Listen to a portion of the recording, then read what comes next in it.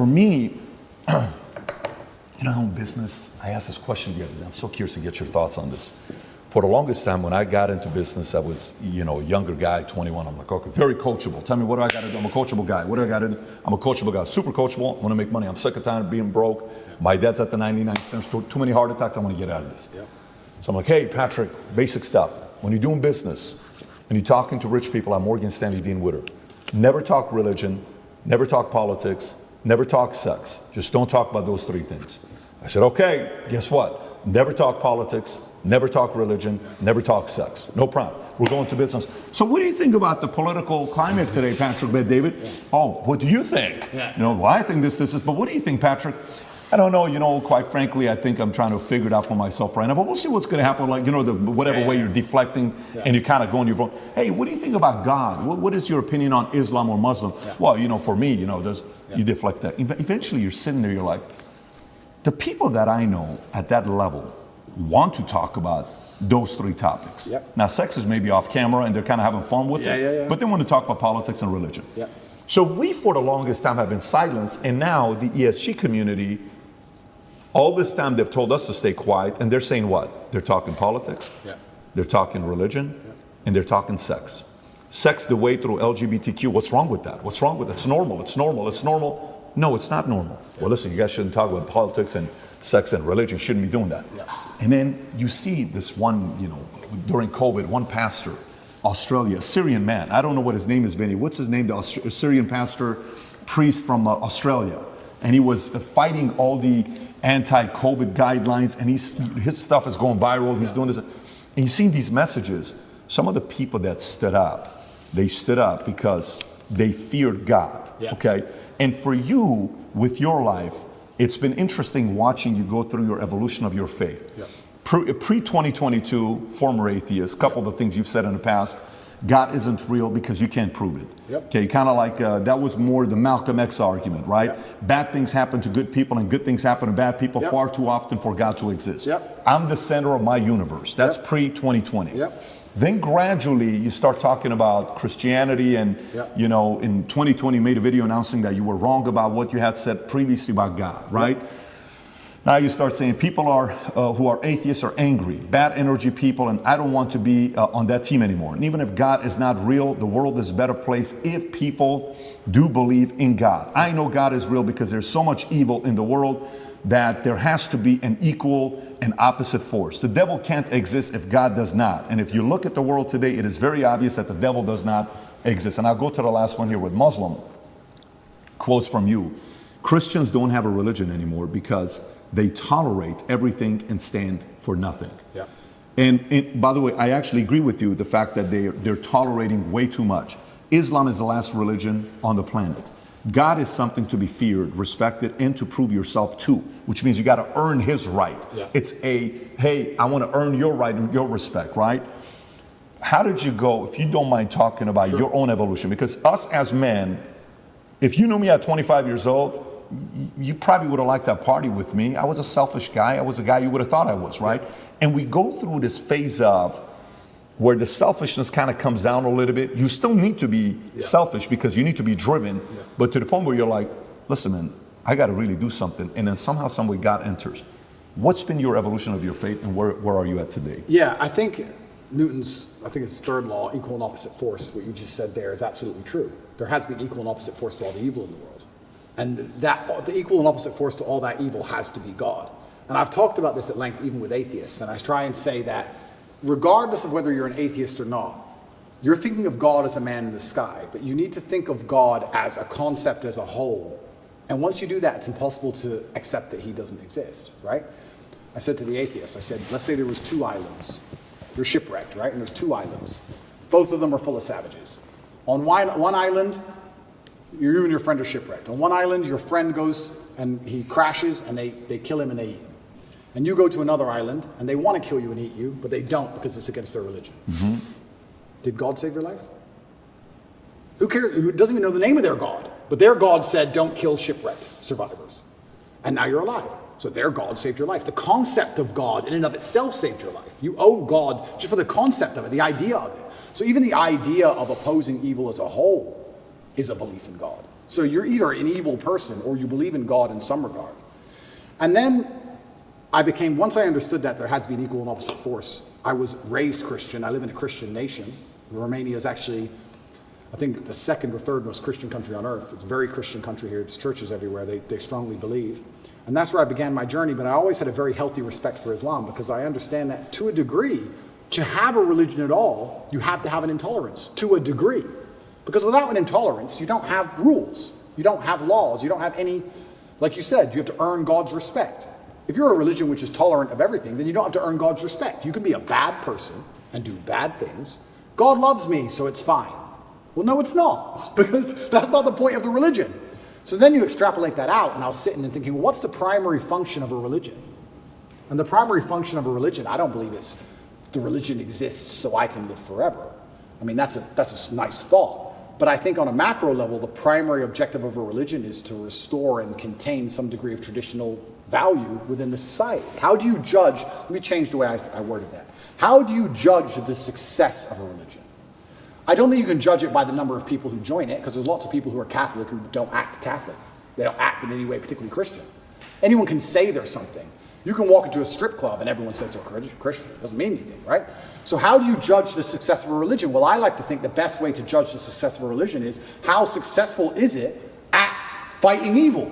How successful is it at preserving the morality of a population in X parameter, in X geographical area?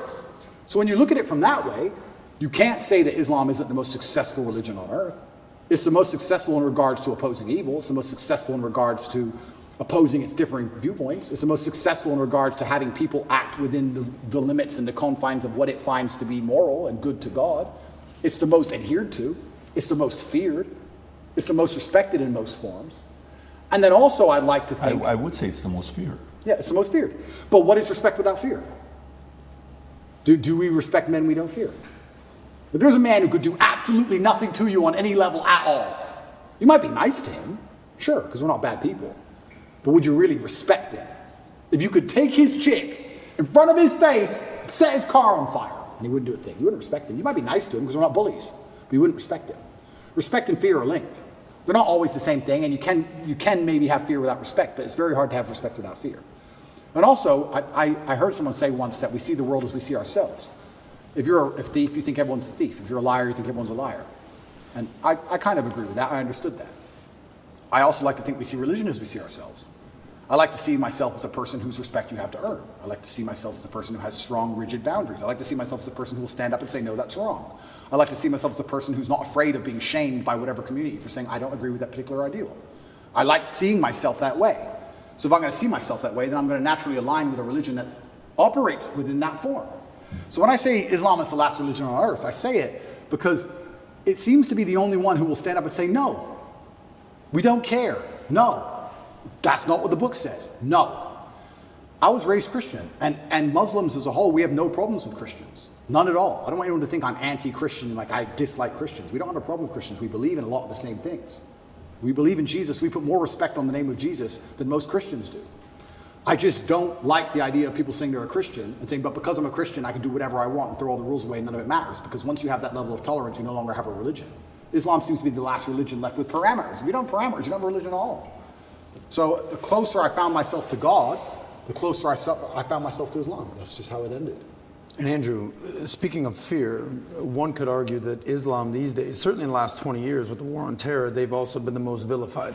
Absolutely. Right? So, you know, everything that we've seen happen with extremism and everything that's going on all over the world, how are you grappling with that? You've been a Christian for years now, Islam, everything. And you know what? That's such an interesting question, because when I was younger, especially when I was an atheist, I would sit and think, people are really doing terror attacks and doing all this crazy stuff because, you know, they're upset over a cartoon. That's so stupid. And nobody should kill anybody. Nobody should kill anybody. Charlie Hebdo, everything. Yeah, nobody should kill anybody. Nobody should kill anybody. I'll make that very clear. But also part of me is now saying, why would you want to insult the prophet for billions of people? Why would you want to do that?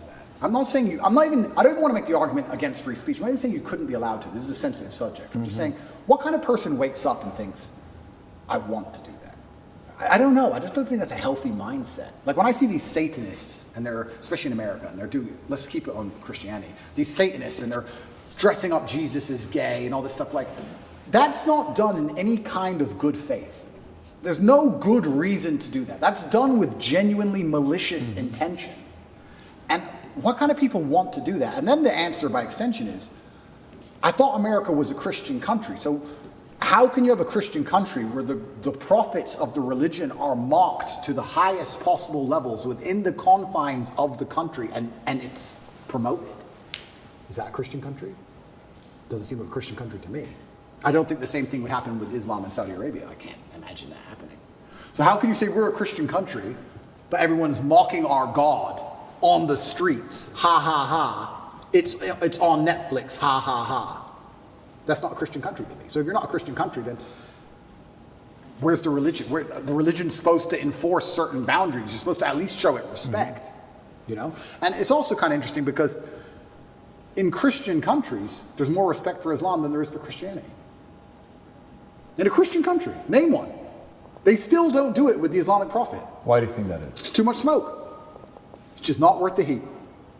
Because people believe. And I'm not advocating for violence on any level.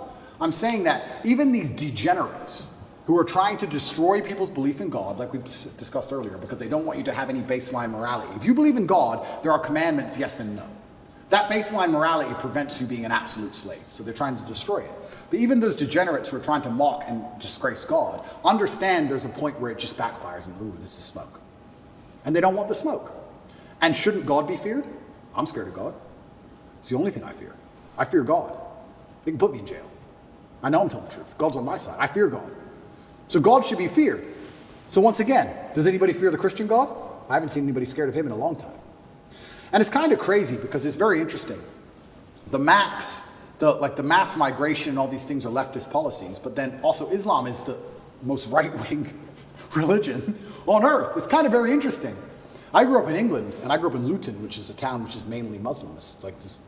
It's a huge Islamic community. And there was a bunch of English people who were complaining about there's too much immigration, we're losing our culture, and I understood their point absolutely. But these are the same people complaining about all the left-wing LGBT in schools and all these issues. And I was like, the only allies you have against this are the Muslims. They're the only allies you have in any of this. The Christians don't protest against any of this stuff. The Christians don't. There's very few Christians who will get up off their ass and complain. In fact, I saw on Twitter yesterday, one of the churches was lit up in rainbow. I have nothing against gay people. I don't care. And that's actually another point I want to make into about this thing. I think most people don't care, and I think that bothers them. Have you ever had an argument with a girl, and she's like stropping around the house, she's huffing and puffing, and you just don't give a shit?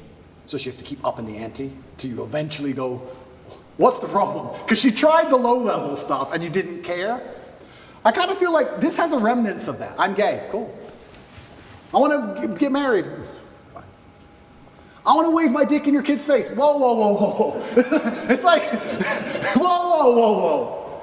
I feel like they tried to annoy us, and we're like, we don't give a shit. Do whatever you want. Be a person. We don't care. Point. And now they're like, okay, well, we have to get to a limit where they have to react. Yeah. We want attention now. We want them to care about What's the right move on that? Well, that's the point. You know, it's difficult because there comes a point where you simply have to address it, and now you have to oppose it. And this is sorry to interrupt you, but this is why they're so careful and so clever with what they do. They package it all together. LGBTQ. I would argue. I don't know what Q is. Firstly, sorry, I don't know what Q is. Questioning. Q. All right. I would argue that G and T are very different things. Beyond. A gay man and someone who's chopped the dick off are very different things. Completely. So they package it all together. So now, because the spectrum of your enemy is so large, you have people who are fully this way. Mm-hmm. You have people who we accept and are normal in society. We have no problem with gay people. And they put it all together. You're an enemy of all these people. And they complicate the argument and they mix it all together. And now you're a bigot. And really, you just want your kids to be left alone. Really, you just want to leave the children alone. Of course. So all you want to do is leave your kids alone. And then it's like, okay, I'm now raising children. I have more children than most people would believe. How do I protect my children from this insanity? God. Which God can protect my children? Allah, Islam. I'll move them to Dubai or Saudi Arabia, and none of this will happen. Can I trust a Christian nation? Some of them. Romania is a Christian nation, and to a large degree, they oppose quite a lot of this stuff. But they're also NATO, and they're also EU, and they also rely on bailouts and grants and money. And on a long enough time frame, even in the 7 years I've lived here, I have watched certain attitudes change because money buys influence and power. So Andrew, not to cut you off, how much of you converting from Christianity to Islam is actually the belief in God versus the societal pressures that are facing children? Because it seems like it's a little bit of both. For you to believe in God, you have to respect him. How can I believe and put my life in the hands of someone I don't respect? And I'm going to respect a God which is feared. Yeah, but it's a vertical relationship, right? It's not a horizontal. If you base it horizontally, they're going to disappoint you. If you think about, if you're going to believe, let's go believe Prophet Muhammad, his teaching, and let's go believe the Bible, NIV, and Jesus, Father, for God so loved the world that he gave his, you gave your son for me. Let's say that's true. And you're doing it based on faith. Who would do such a thing for me? What a level of sacrifice for you to do that. Who am I for you to be so worried about me? If you look at it from that angle, it's not necessarily coming from a place of fear. It's coming from a place of grace. It's coming from a place of love. It's coming from a place of, a different feel. Because I do believe the part that upsets me is the fear aspect, that they're allowing others to mock your God, to mock Jesus, to mock whatever religion it is you're a part of, and you're kind of like, oh, they're just funny, man. No, it's not funny. You just crossed the line. Like JC has that one line where he says, don't tell me why what the guy said about me. Tell me why he was so comfortable saying it to you. 100%. Tell me why he said comfortable to you. So I think that's the part about faith. I understand when you're saying the fear and the respect side. So that's the part where fear is needed. I totally agree. But the part where you were making a point about LGBTQ, you're like, I don't even know what Q stands for, is questioning. And then you're like, well, gay, okay, cool. Trans, listen, man, spectrum. And he said if we were to say which religion's the far right, it's going to be Muslim. Totally get it. They're on the far right. Christian today is kind of going center left today. Like they're kind of being soft right now. Okay. So if I want to raise my kids, I want to take my kids to Dubai, and I'm going to take my kids to Saudi Arabia. Why? Because I'm defending against some of these immoral philosophies that they have. I don't want to go there. I actually understand that argument. Yeah, and I truly, and I want to make one more point, I do believe there is one God, and I believe there's many different paths to God. And I'm not a religious scholar, and I'm not an expert on Islam. I'm doing my best, and I'm reading the Quran as often as I can. And it does say that Christians on the day of reckoning will see how close they were to the truth. And we are allies. We are not enemies in any regard, Christians and Muslims. And I do believe that the idea of Christians and Muslims shaking hands and saying, let's put an end to a lot of this garbage would be fantastic. I'm not anti-Christian in any regard. I just found myself, as I became more and more religious, seeking and looking for a faith which not only I could be proud of, but a faith which was guiding in regards to, I don't know what a Christian would answer to certain questions nowadays. What does a Christian answer to? I'm a transsexual and I want to show your kids my genitals. What's a Christian? Well, a Christian's supposed to say no, do they? I know what my Muslim friends would say. I don't know. If you're a Christian, I don't know how you're supposed to act. I don't know what you're supposed to adopt. I don't get it anymore. The true believer says the true no. believer. The true believer. Yeah. But how many are true believers? I don't know. I see all over Twitter, all these churches are losing their minds. It seems very complicated. Islam seems very, very simple. You know what's right. You know